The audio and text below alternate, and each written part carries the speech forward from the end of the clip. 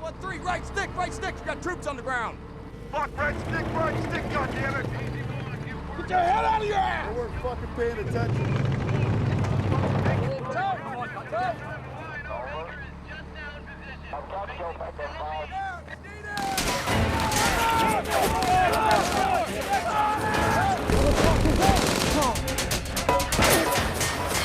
Hit that machine gun. Traverse left. 800. Steady. On. Fire! On one. Hit him. Look forward. Look at your periscope. Periscope. Back. On. Fire! On one. Ceasefire. Target destroyed. Fire! Fuck! Engine tight, HE, traverse left!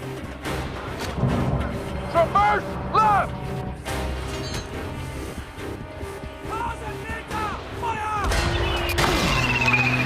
Just a ricochet. We're okay. Bullshit, that's a crowd high velocity gun. I can hear it whistling. Anti-tank, left front. Got it. Down 15. Ready. Fire! On one!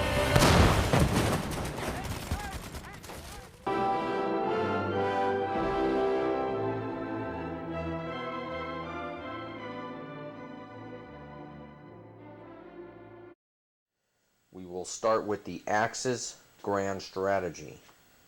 Now the Axis, I believe, have to combine their goals. Now, before I talk about combining their global strategies, there's certain things that the Japanese have to take care of on their side and protect if they want any chance of surviving this game or helping the Germans. So let's first look at the Japanese situation before we talk about the global strategy. Okay, the Japanese money is down here in Indonesia.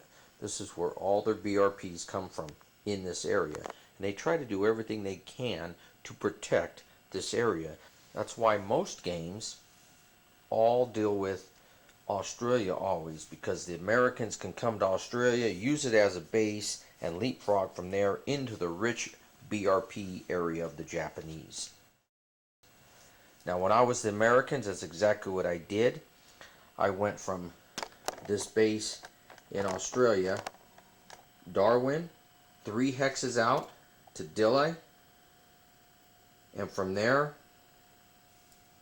Celebes, I'm not a very good pronouncer of these islands, into Kandari. So to continue in this gameplay, you can see how the Japanese really defends their area down here in Indonesia. I mean, he's defending every island in Indonesia here, the guy was playing. But I just went from Darwin in Australia to Dili into Celebes.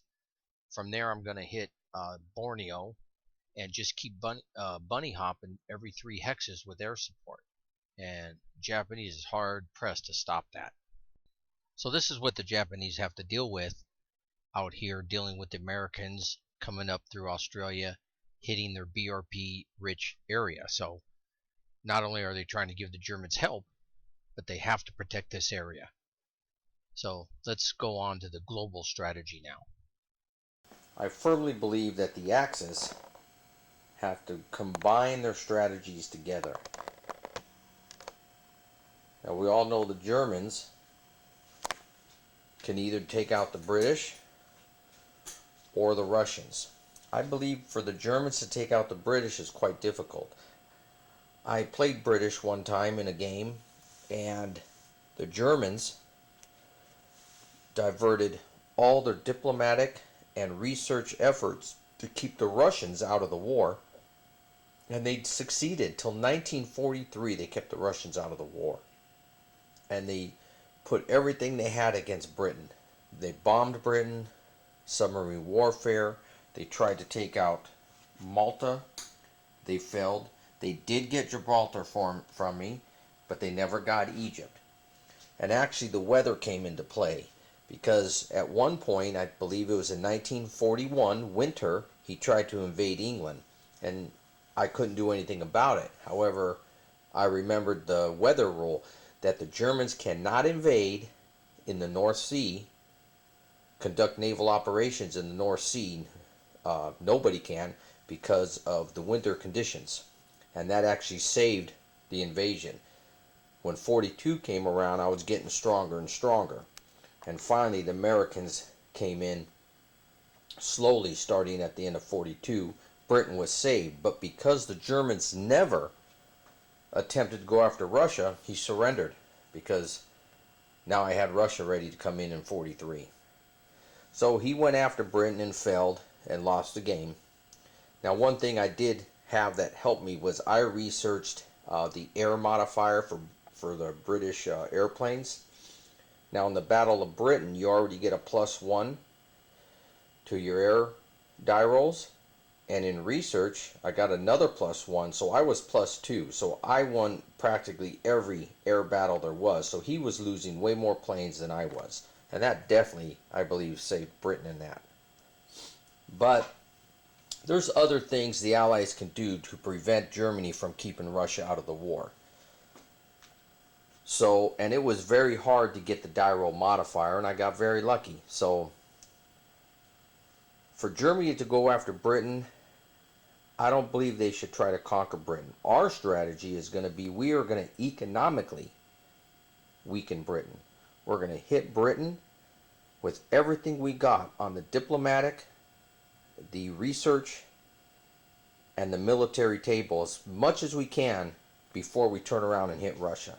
And I think we can weaken Britain so much that it'll take them a little while to get back on their feet, giving us good amount of time to go after Russia.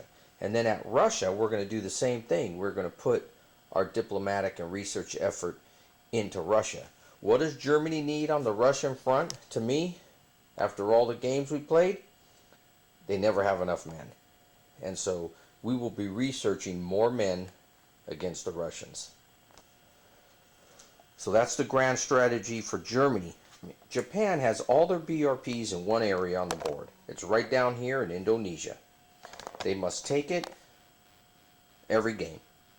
Once they take it, they have to hold it. Now, most games over here in the Pacific that I've been involved in, the Japanese player is always concerned with Australia, because Australia is the key to them holding their BRPs. And the Americans, they can transport troops into Australia and use it as a springboard to go into the rich BRP area. Therefore, the Japanese will try to cut it off or conquer it. I had one game where the Japanese player took Australia. He researched extra infantry, which he got, and he took it. He ended up losing the game because the Germans on the European side got conquered, and therefore he had to surrender. Taking Australia does not really win him the game against the Americans. The Americans just have to start invading across the islands this way. And then it's a race game to see how quickly the Americans can get to Japan. Does Australia really save Japan or keep them in the game? For how long and how much effort it takes Japan to get Australia, I don't think it's worth taking Australia, and that's why the Japanese didn't do it in World War II, because of the amount of men and effort and resources it would take. So they went to cut off the supply lines and the supply routes to Australia, and that's why the battles here in the Solomon Islands took place. I've seen the Japanese take these islands, the Gilberts, come all the way out to Christmas Island to try to cut off the American supply to Australia. Once again, the Germans lost, got conquered in Europe, and the Japanese surrendered. I'm against trying to waste your resources on Australia. I'm more for trying to cut off the routes like the Japanese did in the Solomon area and in New Hebrides area. And as far as Australia goes, I believe we need to conquer Darwin. And we make the Allies start without that base, which will be more difficult for them. I think we can add ourselves 6 months to our turn if we take Darwin. So that's what the Japanese goal, I think, will be when it comes to dealing with the Americans in the Pacific. Now, how do we combine the goals of the Japanese and the Germans together? Only two ways. We either both go after the British, and for the Japanese it would be to conquer India, or we both go after Russia. And for the Japanese, it would be to fight Russia on this side. I prefer the Russian option. Why? Because, simple reason. One, India is tough, no doubt about it. It's a lot of jungle and mountain terrain to march across. Even though you can have a good substantial amount of navy and all your forces are down in Indonesia, it makes good sense to keep your forces down here and move this way through Colombo into India. But it is quite an undertaking, almost like as great an undertaking as going after Australia. But the only thing I don't care for is I hate the fact that in Manchukuo, I have to keep an army there. So if I help the Germans go after Russia, then I already have a pretty substantial army sitting right there in Manchukuo that I think I can deal with the Russians with on their own. So it takes no more effort or no more troops from me to help the Germans. It just takes what I have sitting there that can't move out of that area because it has to watch Russia. So I might as well use it to fight Russia, and it still leaves me with all my regular forces to deal with the Americans. That's why I picked Russia. Now, how effective will it be if we go after Russia? So the first thing that we can focus on is, of course, the objective hexes. You have this port here. My enunciation's bad, but it's Vladivostok, and you have Irkutsk here. Well, if we take those, the Russians lose 10 BRPs each. Now, this one's a little more difficult to get to, but I think the Japanese can take this right away. With the Germans fighting Russians over here, BRPs are very hard to come by for the Russians. The Allies have to help them because they're hurting for BRPs in the beginning. So if the Japanese can make them hurt a little bit more, why not? Now, unfortunately, we won't be able to declare war on Russia before the Siberian transfers happen. So the Russians will move its Siberian forces over to Europe, so we can't help the Germans in that way. But toward the end of 42, probably the start of 43, maybe, we'll see how quick we can get it done. We'll declare war on Russia, and we'll start taking the BRPs at least from them and start marching that way. But the big place that I think will be most effective is the Russia resistance table.